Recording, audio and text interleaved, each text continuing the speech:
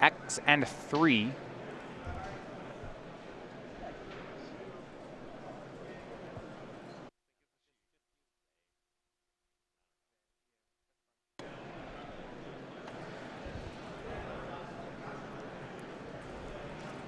And Serum Vision's turn 1 from Victoria.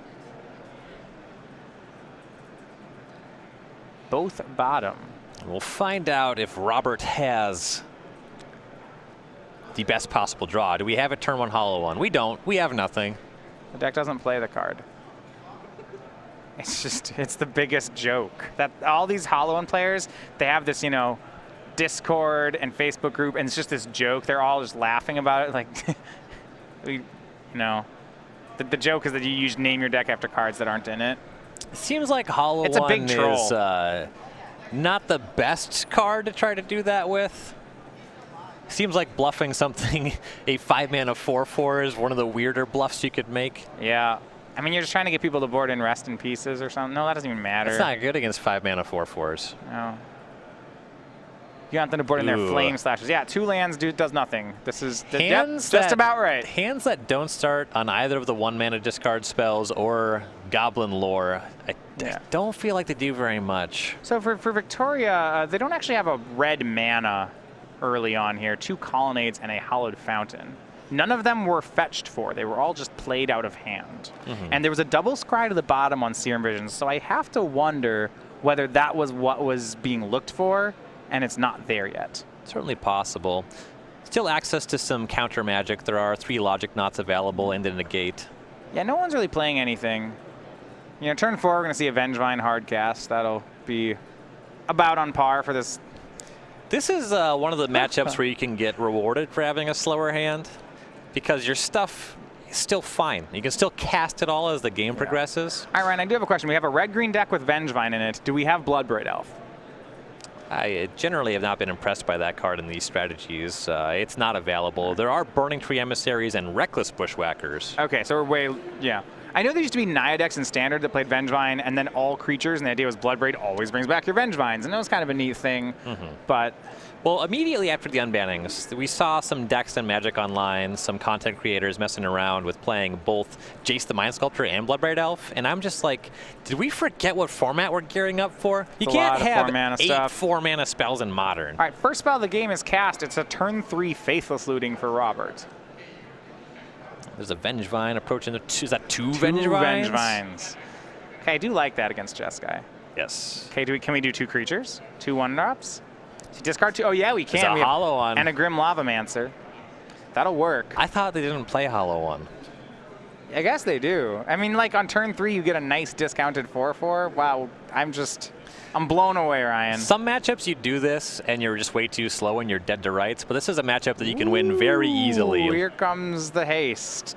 8 damage in, and Victoria's down to 10. That is a big hit. Victoria hasn't cast a spell yet, other than Serum Visions. You hope that the first one is going to be Supreme Verdict.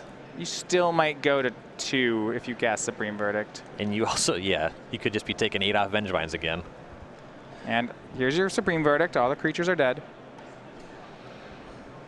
We'll Back find to out Robert. what Robert's 2 more up creatures. to. No matter what, he has access to flashback Faithless Looting. A lot of Landstone. It looks like he has Reckless Bushwhacker, Lightning Bolt. Yeah, this is a hand you want to clean up with a looting. Casts Reckless Bushwhacker, swings for 2.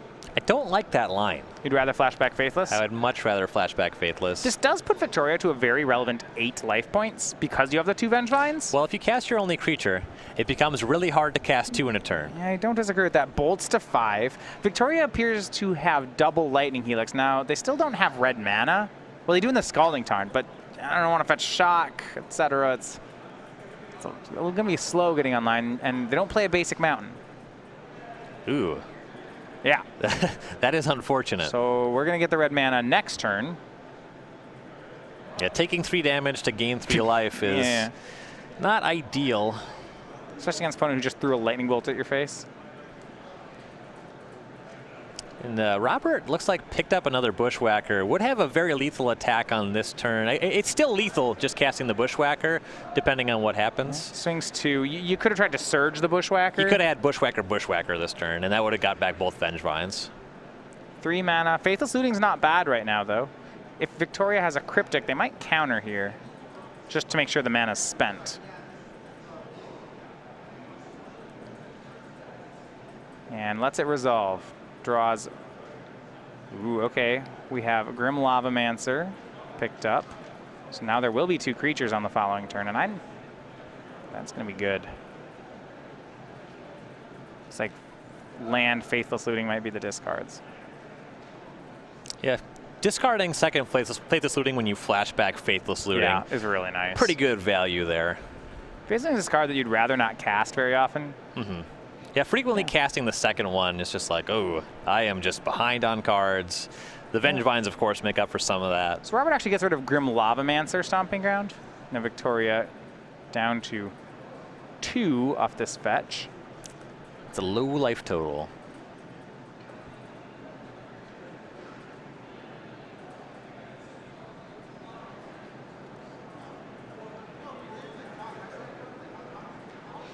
Access to 1 Lightning Helix this turn. Drawing something like this one of Sulphur Falls would open up both. Ooh, that would have been nice, yeah. That changes some things, but only having access to 1, not sure Victoria's getting out of this turn. Well, I think they want to get a 6th land so that Cryptic plus Helix is at least on the table.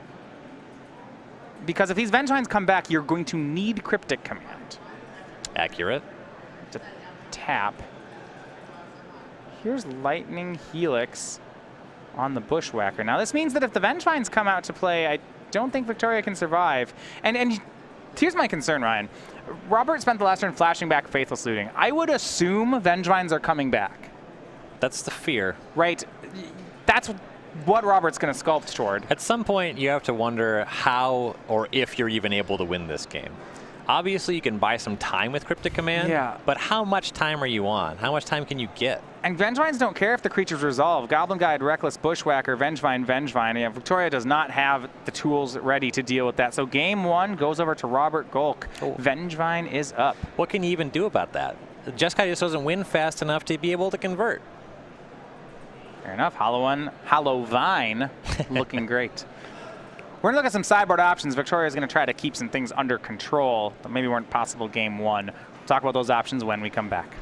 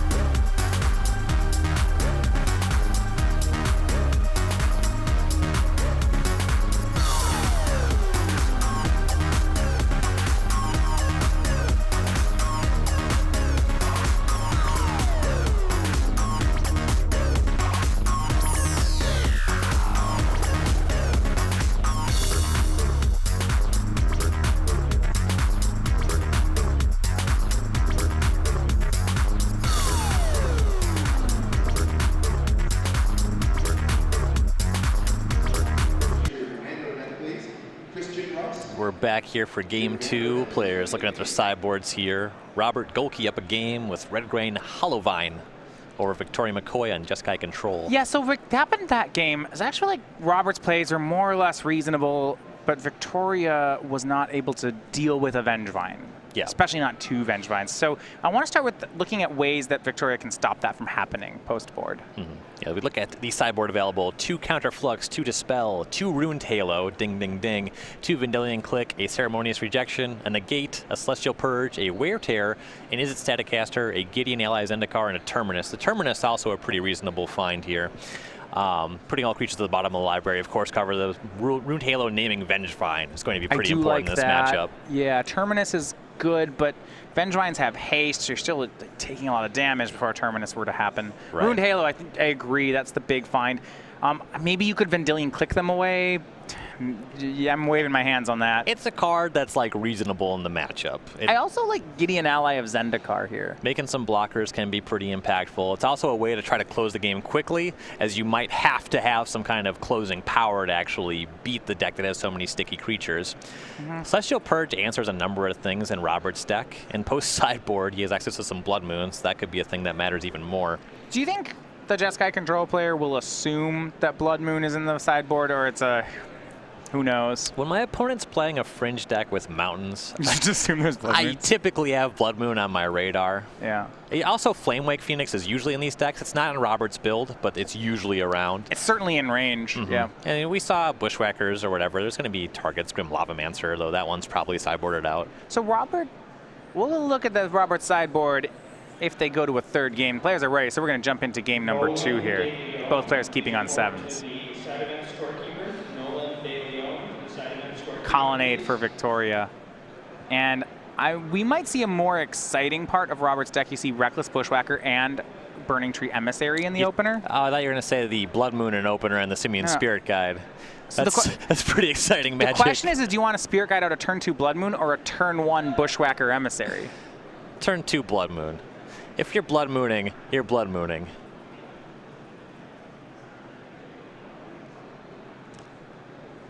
Looks like Robert's going to go the creature path. All right.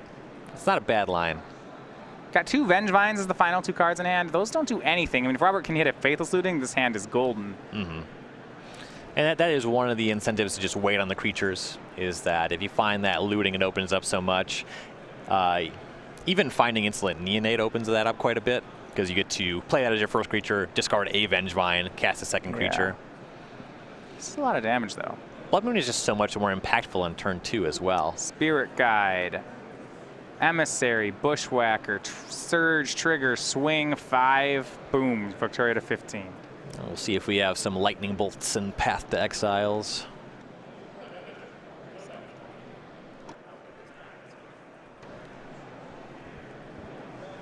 Second land and a go for Victoria. Flooded Strand, good chance that Victoria wants to find a red source with that, as most of them cause damage as they enter the battlefield. Strategy swing for 4 more. Path to Exile is the only removal, though, that Victoria has, so that'll take care of the Burning Tree Emissary, but I think Robert's very happy to get a land here. I'm wondering if he gets second, he probably gets second green, or forest. It means you would have to have a forest in your deck. Oh. That's that's kind of the choking point on that. Well, I was gonna say you can cast the Vengevines. It means you'll still have green under Blood Moon. Yeah, but so yeah, the thing about it is that the forest is such a bad draw. The only spell that you're casting for green mana is actually Vengevine. Of course, Burning Tree Emissary can be cast for green mana. Yeah, actually, if Robert gets another mountain, he can go Emissary Vengevine. Yeah. Not if he makes Emissary here. Now the Vengevines are just off. Says go. Which makes it 2/2. Yeah, generally he's just trying to discard that stuff. You know, turn 1, you want to be casting some creature, like he has Goblin Guides. You want to be casting Faithless Looting, you know. And I do think that's right. They're like holding on to the Emissary to try to make Vengevine just seems foolish here. Yeah, mostly I'm just making the argument. It makes sense that the deck does not play basic forest. Oh yeah, it just doesn't. I mean, you're right. Everything in the deck's red. You don't always have 2 Vengevines and 4 mana in play. Yeah. It's kind of a weird situation for them. And also, when the sideboard plan involves Blood Moons. Yeah. You want to be casting your Blood Moons. You certainly don't want 2 basic forests in the deck. So what's happening right now, Victoria's down to 12. They're under some pressure, but Robert doesn't actually have too much follow-up. The hand of, I guess the Blood Moon matters, but those 2 Vengevines as the last cards, they don't really play. Not yet. For a while, yeah. Yeah, not yet. I don't know that Victoria hit a 3rd land, however. Question is, what is available for interaction? Yeah. A Lightning Helix would go a long way against this battlefield, though. Yeah. These lands are about to be mountains. Just as go. 4th land, but mentioned here. Swing for 4. Secure the Wastes for 1. Okay, that trades with the Trades, Bushwhacker. That's fine. And when you're trading water, missing land drops, making plays like this is how you kind of stay in the game. Ryan, you just have to Blood Moon here, right? It's just too good not to. Non-basic lands are mountains. Change my mind. Meme it up. There we go. Fun card. Leaves the Stomping Ground untapped because it's in any way different from the other mountains. You gotta leave up your green.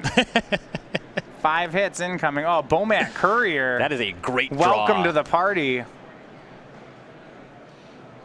Absolute. Wow, wait, that's just insane. Hold on, wait. His hand's 2 Vengevines. Oh my goodness. Oh my goodness. If Robert was feeling particularly aggressive, you could bet on that card being a creature and just crack the Courier, but there's no reason to do that. It's so good. 3rd mountain for Victoria. I like that. Yeah, swing immediately.